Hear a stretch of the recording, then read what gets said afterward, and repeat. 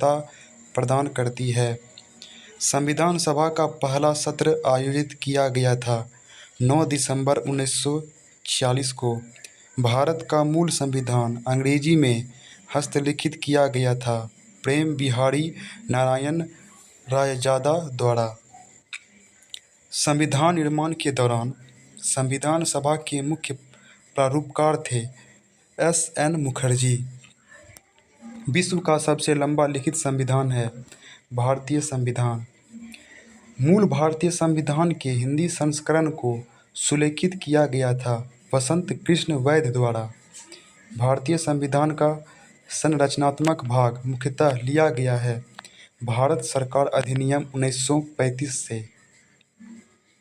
हस्तलिखित संविधान पर 24 जनवरी 1950 को संविधान सभा के 284 सदस्यों ने हस्ताक्षर किए थे, जिनमें शामिल थी 15 महिलाएं।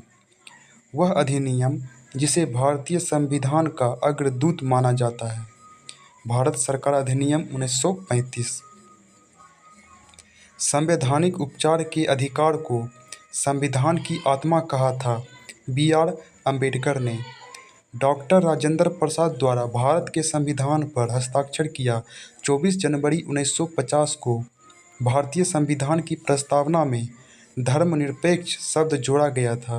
1976 में विश्व का सबसे बड़ा लोकतांत्रिक देश है भारत। संविधान सभा के प्रथम अस्थायी अध्यक्ष थे सच्चिदानंद सिन्हा। संविधान दिवस मनाया जाता है 26 नवंबर को। 1934 में भारत के लिए संविधान सभा का विचार पहली बार किसके द्वारा सामने रखा गया था? एम.एन. रॉय के द्वारा।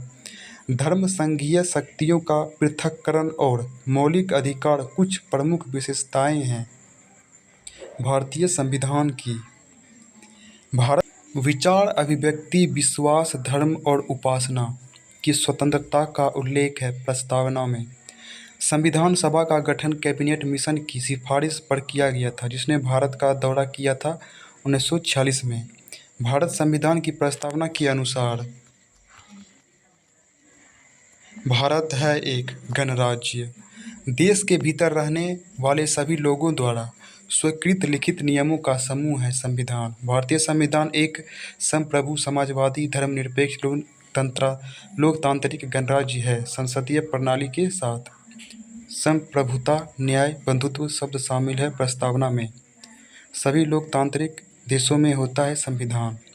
द्विसदनीय विधायिका है संविधान की संघीय विशेषता। एकल नागरिकता, एकीकृत न्यायिक प्रणाली, राज्यपाल की नियुक्ति है संविधान की एक एकात्मक विशेषता। संघवाद सरकार की एक प्रणाली है जिसमें शक्तियों का विभाजन किया गया है केंद्र और राज्यों के बीच। संघवाद सरकार की एक प्रणाली है जिसमें शक्तियों का विभाजन किया गया है केंद्र और राज्यों के बीच। दोहरी सरकार, शक्तियों का विभाजन और लिखित संविधान है संविधान की संघीय विशेषता। केसी वेयर ने भारतीय संविधान को वर्णित किया है अर्ध संघीय रूप में।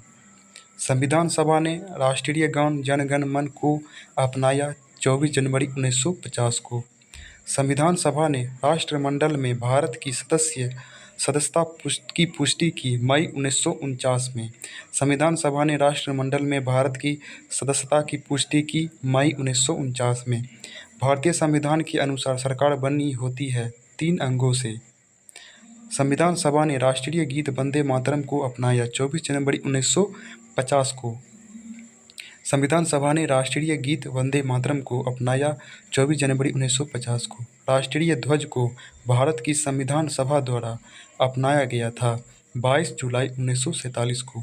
संविधान सभा में महिला सदस्यों की संख्या थी 15।